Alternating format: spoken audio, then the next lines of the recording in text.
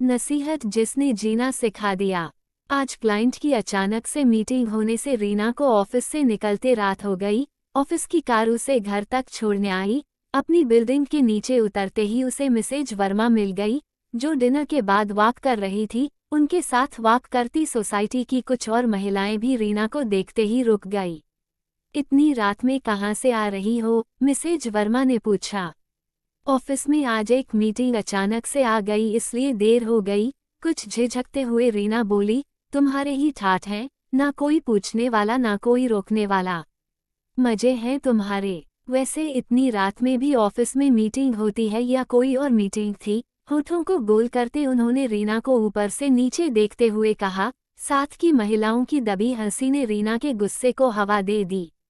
रीना का गुस्से से लाल पड़ता चेहरा देख वो संभल गई। समय बहुत खराब है, बिना पुरुष अकेली औरत के लिए तो और खराब है। खैर तुमको क्या फर्क पड़ता है? तुम्हें तो स्वतंत्रता प्यारी है, तभी तो पति से अलग हो गई। अपनी तो आदत है, किसी का बुरा नहीं चाहते इसलिए आगाह कर देते हैं, मिसेज वर्मा बोली। रीना लिफ्ट में चली गई। पीछे कुछ सम्मिलित हंसी सुनाई दी। रीना की आंखों में आंसू झिलमिला आए। तलाक का निर्णय उसका नहीं था, फिर भी समाज उसे ही दोषी ठहराता है। वो तो प्रताड़ना झेल ही रही थी, पर बेवफाई नहीं सह पाई। अलग हो जाना ठीक समझा। अपने दुख से उबरने में उसे कई महीने लग गए। किसी तरह माँ के समझाने पर उसने नया जॉब नए शहर में पकड़ा, लेकिन यहाँ भी वो अकेली होने से सबके जिज्ञासा की केंद्र बन गई। रीना हर दिन अपने बिखरे हौसले को संजोकर हिम्मत बांधती, लेकिन रोज कुछ ना कुछ ऐसा हो जाता उसकी हिम्मत जवाब दे देती। फ्लैट में पहुंच रीना बिना कपड़े बदले ही बिस्तर पर लेट गई। इंसान तन से थकान इतना महसूस नहीं करता जितना मन से थका होने पर महसूस करता। अकेले फ्लैट में कई बार रीना की नज़रों के सामने विवाहित जीवन के दृश्य तैर जाते, पर वे खुश नहीं करते, भयभीत करते थे। किसी शादी में रीना की मोहनी सूरत देख अमन फिदा हो गया था। उसके घर शादी का रिश्ता भिजवाने में उसने देर ना की। रीना के माता पिता भी शहर के प्रतिष्ठित परिवार से आए रिश्ते को अपना सौभाग्य माना। चट मंगनी पट विवाह कर कन्या ऋण से उऋण हो गंगा नहा आए। कुछ समय अच्छा बीता, सब कुछ ठीक था। रीना ने नोटिस किया अमन थोड़ा शक्की मिजाज का है। अमन देर से आता तो कोई उससे कुछ नहीं कहता, लेकिन रीना को जरा सी देर होती तो सास ससुर से ज्यादा अमन ताने देने लगता। रीना समझाती, जैसे तुम्हारे ऑफिस में अचानक मीटिंग हो जाती है, वैसे मेरे ऑफिस में भी अचानक मीटिंग कॉल आ जाती। पर अमन के शंकित मन को वो समझा नहीं पाती। अमन अब बात बे बात पर हाथ भी उठाने लगा। रीना इसे भी चुपचाप सहन कर जाती, जानती थी उसके द्वारा उठाया कोई भी कदम उसके माँ पिता की इज्जत पर बट्टा लगा देगा। एक दिन रीना ऑफिस में किसी के फेयरवेल के लिए गिफ्ट लेने मॉल गई। वहां अमन को किसी लड़की के साथ कॉफी शॉप में बैठे देखा। लड़की कह रही थी, अगर तुम्हारी वाइफ आ गई तो क्या होगा? मैं उससे डरता नहीं, कहते अमन की निगाह रीना पर पड़ी। रीना चुपचाप घर लौट आई। सब कुछ बर्दाश्त कर सकती है, पर बेवफाई नहीं। रात भर रीना सो नहीं पाई। अमन देर रात आया और बिना कुछ बोले दूसरी तरफ मुंह करके सो गया।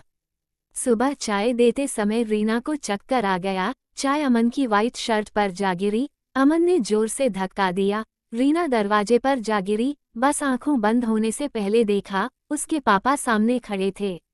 अस्पताल में उसे होश आने पर पापा बिलख गए। तूने एक बार भी अपने ऊपर होने वाले अत्याचार को नहीं बताया, इतना पराया कर दिया हमें। अरे बेटी का हाथ दिया है, जान लेने का अधिकार नहीं दिया।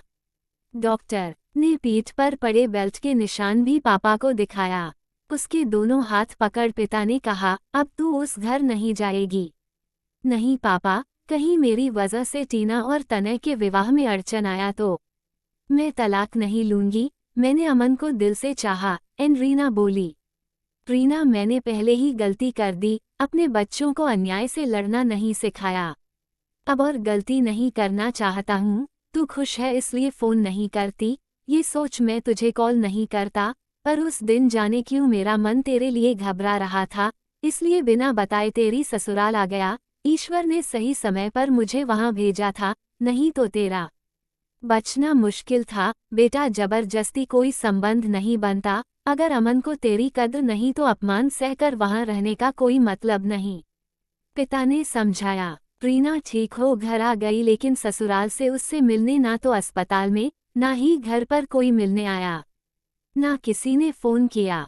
रीना का मन डांवाडोल हो रहा था, एक तरफ सोचती अमन उससे माफी मांग ले तो वो माफ कर देगी, दूसरी तरफ उसकी प्रताड़ना और हिंसा याद आते ही नफरत से भर जाती। कुछ महीने बीत गए, जब तक वो लोग कुछ सोचते अमन की तरफ से तलाक के पेपर आ गए। विवाह के शुरुआत के दिनों की मधुर स्मृतियां और प्रताड़ना का दंश मन में दबाए बुझे मन से रीना ने तलाक के पेपर पर साइन कर दिए। ठीक ही कहा था पापा ने, जब उसको कद्र नहीं तो संबंधों को ढोने से कोई फायदा नहीं। माँ पापा और भाई बहन के सपोर्ट से एक बार रीना फिर जीने के लिए उठ खड़ी हुई। लेकिन वो जहाँ भी जाती अकेले होने पर लोग उसे ग्रांटेड ले लेते और नसीहतों की पोटली थामा देते। विशेषकर पुरुष वर्ग, जो शायद उसके अकेले रहने के निर्णय को पचा नहीं पा रहा। आखिर एक स्त्री को बिना पुरुष के रहने की हिम्मत कैसे हुई? किसी पार्टी या समारोह में वो किसी से बात कर ले तो कई दृष्टि उस पर चिपक जाती।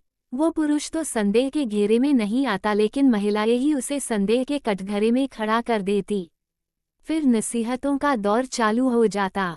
अगली सुबह माँ का फोन आया तो रीना की बुझी आवाज सुन बोली, क्या हुआ लाडो?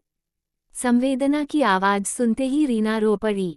देख रीना, अपनी लड़ाई कमजोर होकर नहीं लड़नी चाहिए और दूसरों को करारा जवाब देना सीख, फिर तुझे कोई कुछ नहीं कहेगा।